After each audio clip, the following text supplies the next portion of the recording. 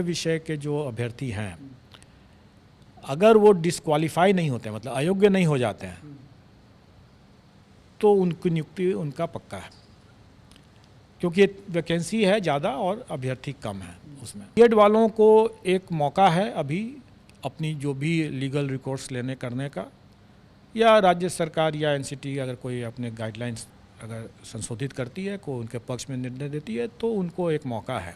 अगर कठिन आ भी गया अगर, तो भी इतनी बड़ी संख्या में कई अच्छे अभ्यर्थी होंगे, क्योंकि अगर प्राइमरी का भी अगर लिया जाए तो इतनी बड़ी संख्या में है, तो कट ऑफ मतलब अच्छा होगा।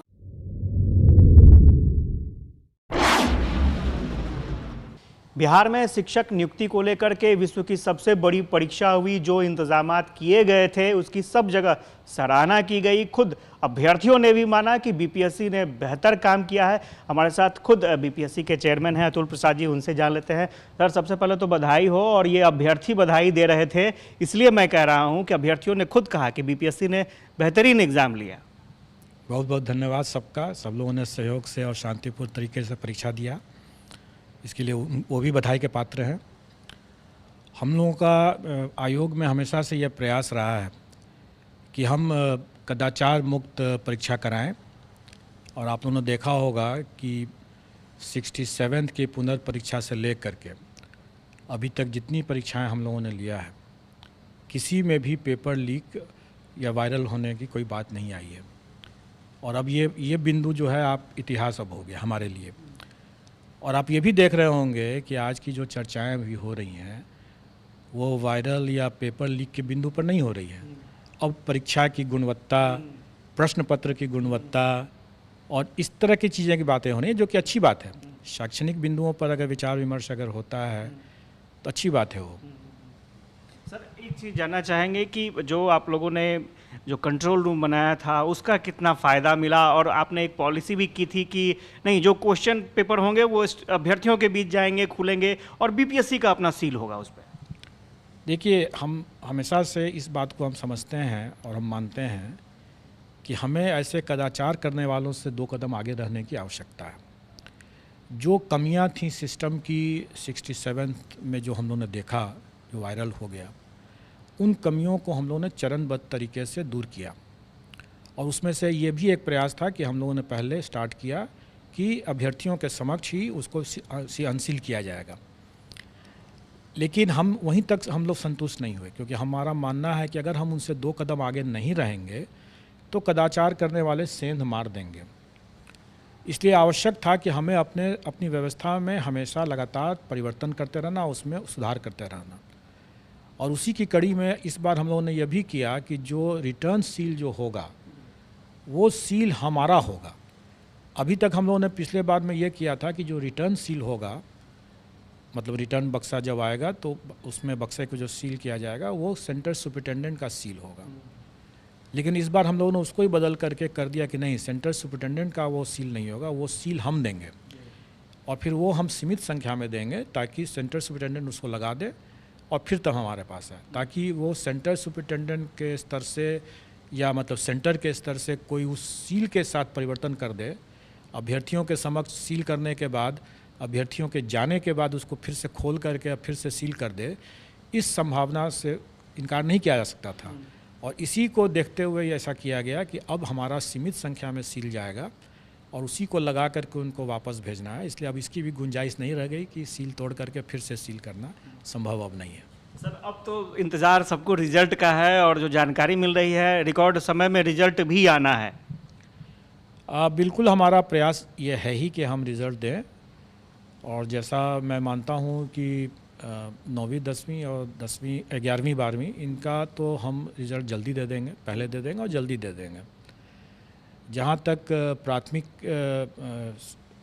कक्षों का बारह है, उसके अध्यापक का मामला है, उसमें एक समस्या ज़रूर है जो कि आप सब लोग अवगत हैं इस बात से कि बीएड वर्सेस बीटीसी की जो बातें चल रही हैं, इसमें जब तक वो कन्फ्यूज़न दूर नहीं हो जाता है कि बीएड का क्या करना है, तब तक स्वाभाविक है कि हम बीएड का रिज़ल्ट नहीं दे सकेंगे। लेकिन जो कॉमन मेरिट लिस्ट में जो डिप्लोमाधारी जो आ जाएंगे उनका तो निश्चित रूप से हम रिज़ल्ट निकाल देंगे।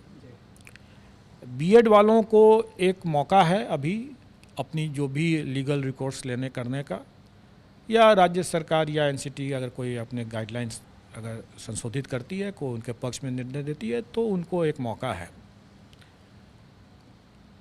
सर एक चीज़ और जानना चाहेंगे, एक ट्वीट आपने किया था 9 से 12 तक के अभ्यर्थी जो हैं उनके लिए, बहुत हमारे पास मैसेज आए कि सर से जाकर के पूछिए कि ये जो तैयार रहने की बात है, आप लोग तैयार रहें डॉक्यूमेंट वेरिफिकेशन के लिए, ये क्या है सर? डॉक्यूमेंट वेरिफिकेशन बहुत जल्दी स्टार्ट होने वाला है, और जहाँ तक मुझे अभी ज्ञात है वो हम लोग शायद 4 तारीख से ही शुरू कर दें, 4 सितंबर से। और ये डॉक्यूमेंट वेरिफिकेशन हमारा 11th 12th और 9th 10th और इसका होगा, और इसी में दिव्यांगजनों का भी हम लोग मेडिकल कराएंगे, क्योंकि इसके बिना हम परीक्षा फल नहीं दे सकते हैं। और स्वाभाविक है कि इसमें चूँकि ये ST वाले हैं इसमें, इसलिए सबके सब मैं समझता हूँ कि इसमें बिहार के ही निवासी होना चाहिए, और इसमें हम लोग उनको अपने गृह जिला में ही ये डॉक्यूमेंट वेरिफिकेशन की व्यवस्था करेंगे, ताकि उनको ज़्यादा इधर उधर भटकना न पड़े। लेकिन एक सीमित समय देंगे हम उन्हें, और उसी सीमित समय के अंदर में उनको डॉक्यूमेंट वेरीफाई कराना है और अपना जो मेडिकल कराना है जो दिव्यांगजन हैं। और अगर उसमें कोई मेडिकल में अगर उनको रेफ़र किया जाता है IGIMS में या किसी और हॉस्पिटल में, तो वहाँ उनको जा कर के इसको करवाना होगा, ताकि हम समय पर रहते हुए, मतलब मेरा मानना है कि 15 सितंबर तक अगर सब कुछ अपनी योजना के हिसाब से चलेगा अगर, तो 15 सितंबर तक इन लोगों का मैं परीक्षा फल देने की स्थिति में रहूँगा। और जहाँ तक प्राथमिक की बात है, वो मैंने पहले ही बताया कि उनका डॉक्यूमेंट वेरिफिकेशन भी हम लोग स्टार्ट कर देंगे, और लेकिन उसमें थोड़ा टाइम लगेगा, तब तक प्राथमिक के अलावे जितने लोग हम लोग कर चुके रहेंगे। तो प्राथमिक वाले में थोड़ा सा विलम्ब है, और विलम्ब का कारण एक तो यह है कि उनकी संख्या बहुत ज़्यादा है और उसमें हमें कई तरह की चेकिंग करनी है, और दूसरा जो बीएड वर्सेस बीटीसी का भी एक मुद्दा है।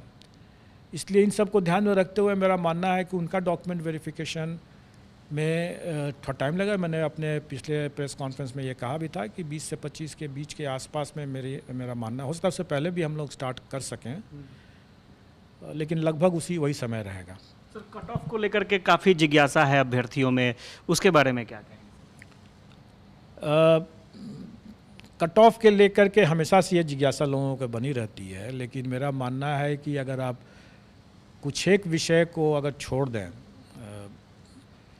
मैंने तो जो देखा है उसके हिसाब से 9th 10th में सिर्फ 4 विषय, और हायर सेकेंडरी में मतलब 11th 12th में सिर्फ 3 विषय को अगर छोड़ दें, मतलब कि 7 विषय को अगर छोड़ दें, तो बाकी किसी भी विषय में कट ऑफ के लिए चर्चा करना, विमर्श करना या उसके लिए परेशान होने की कोई ज़रूरत नहीं है। कोई ज़रूरत इसलिए नहीं है कि उसमें मैंने अपने ट्वीट के माध्यम से भी लोगों को एक तरह संकेत देने का कोशिश किया है, लोग उसका सही से नहीं समझ सके, तो फिर मैंने आज हिंदी में भी उसको स्पष्ट कर दिया है कि जो लोग इन 7 विषयों को छोड़ करके अन्य विषय के जो अभ्यर्थी हैं, अगर वो डिस्क्वालीफाई नहीं होते, मतलब अयोग्य नहीं हो जाते हैं, तो उनकी नियुक्ति उनका पक्का है, क्योंकि वैकेंसी है ज़्यादा और अभ्यर्थी कम है उसमें। लेकिन यही स्थिति बाकी में नहीं है। अब जहाँ तक बाकी जो 7 विषय बचते हैं इसमें, उसमें प्रतियोगिता तो रहेगी ही, और वो गेस करना मेरे लिए सही नहीं होगा वो बताना, क्योंकि मेरा मानना है कि सभी अभ्यर्थी अच्छे हैं और काफ़ी मेहनत करके आए हैं, तो स्वाभाविक है कि कट ऑफ भी अच्छा ही रहेगा। फिर अगर प्रश्न पत्र कहीं पर अगर कठिन आ भी गया अगर, तो भी इतनी बड़ी संख्या में कई अच्छे अभ्यर्थी होंगे, क्योंकि अगर प्राइमरी का भी अगर लिया जाए तो इतनी बड़ी संख्या में है, तो कट ऑफ मतलब अच्छा होगा। कितना होगा, ज़्यादा होगा, कम होगा, ये मैं नहीं बता सकता हूँ। बहुत बहुत शुक्रिया सर। और स्वाभाविक तौर पर अभ्यर्थियों को इंतज़ार है रिज़ल्ट का, और सबसे ख़ास बात यह है कि बीपीएससी एग्ज़ाम ख़त्म होने के बाद से ही रिज़ल्ट की तैयारी में लग चुकी है। कुछ प्राथमिक जो अभ्यर्थी हैं, प्राथमिक शिक्षक के अभ्यर्थी हैं, उनमें थोड़ा सा विलम्ब हो सकता है बीएड की वजह से, लेकिन बाकी जो रिज़ल्ट है वो समय पर आएंगे और समय से पहले भी देने की कोशिश की जा रही है। ये बीपीएससी की तरफ से एक अच्छी खबर निकलकर सामने आ रही है। कैमरा पर्सन आनंद के साथ आशुतोष चंद्र, कशिश न्यूज़, पटना। एक तो पहला कि हमारे जो प्रावधान थे वो पहले से दिए हुए थे, जो सरकार की नियमावली में ही घोषित है कि एनसीटी का जो भी होगा परामर्श, उस पर सरकार का जो भी निर्णय होगा वही लागू होगा। तो अगर वो परिवर्तित हो जाता है तो वो परिवर्तित हो ही जाएगा।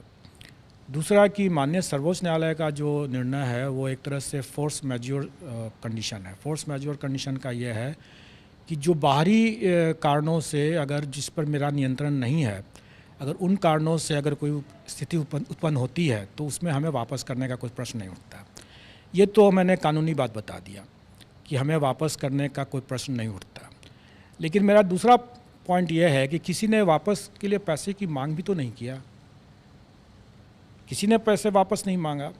और ये कहना कि हमें यह राशि वापस करने की ज़रूरत है, तो मैं तो ये कहूँगा कि अगर आप वापस मांग लेते, सरकार के लिए जितना पैसा सरकार इसमें लेती है फीस परीक्षा में, किसको क्या लगता है कि क्या उतने ही में इसका काम हो जाता है? बिल्कुल नहीं होता है। ये सारी की सारी राशि जो है राज्य सरकार के खाते में जाती है और राज्य सरकार इससे कहीं ज़्यादा, दोगुना तिगुना खर्च करती है इस परीक्षा को आयोजित करने के लिए। और राज्य सरकार के लिए अगर मान लीजिए कि अगर 1 लाख कैंडिडेट अगर बोलें कि हमको पैसे वापस कर दें, कर दिया जाएगा। सरकार के लिए कोई बहुत बड़ा रकम नहीं है, लेकिन अभ्यर्थियों के लिए कोई भी ये समझना होगा कि ये मांग करते हैं वो, तो क्या वो अपना रेस से बाहर होने के लिए तैयार थे?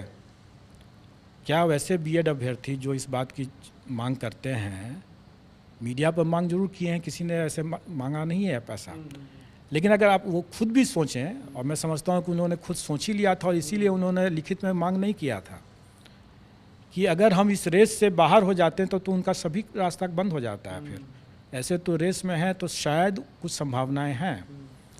तो मैं समझता हूँ कि ये सिर्फ मीडिया के लिए उन लोगों ने ऐसी बातें किया और तरह तरह की अटकलबाजी करते रहते हैं, ये बहुत गलत है। और ऐसे चीज़ों को मैं आपको बता दूं कि ऐसे एक अभ्यर्थी के मामले में हम लोगों ने उससे कहा भी, हम लोगों ने देखा उसके इस तरह की मांग मीडिया पर आई, सरासर बीपीएससी को बदनाम करने की इस तरह की गलत सलत बात बोले, हम लोगों ने उसको नोटिस कर दिया और नोटिस में उसने रोते हुए उसने लिखित माफ़ीनामा दिया है। तो मैं सब लोगों से ये बात कहना चाहूँगा कि एक आप ऐसी कोई बातें न करें जो बाद में जा कर के आपको नुकसान पहुंच जाए। मैंने पहले भी और हमारे आयोग ने भी इस बात को प्रकाशित किया हुआ है कि कोई अमर्यादित बातें कहते हैं, आप अभ्यर्थी हैं इसलिए कि आप राज्यकर्मी बनना चाहते हैं, और राज्यकर्मी की गरिमाओं और मर्यादाओं का अगर आप उल्लंघन करते हैं तो हम ऐसे अभ्यर्थियों की अनुशंसा कतई नहीं करेंगे। और आजकल आप लोगों ने देख ही लिया कि फेशियल रिकॉग्निशन का ज़माना है। फेशियल रिकॉग्निशन से हम लोगों ने कई लोगों को चिन्हित किया है। हमारे लिए बहुत आसान है कि जो मीडिया पर जो लोग आकर के गलत सलत बात बोल के चले जाते हैं, वो समझ कर रहें कि सब पर नज़र है। और हमारे सिस्टम के हिसाब से, जैसे मैंने बताया कि एक अभ्यर्थी को हम लोग नोटिस भी दिया और उसने माफ़ी भी मांगा है, हम सबको कर सकते हैं, सबको कर सकते हैं। जिनकी जो भी मेरिट लिस्ट में अगर आ जाते हैं, अगर हम उन पर पकड़ करके हम उनको उनके उस कारण परीक्षा करके उनको लिस्ट से बाहर कर सकते हैं। इसलिए उनको संभल करके बात करनी चाहिए।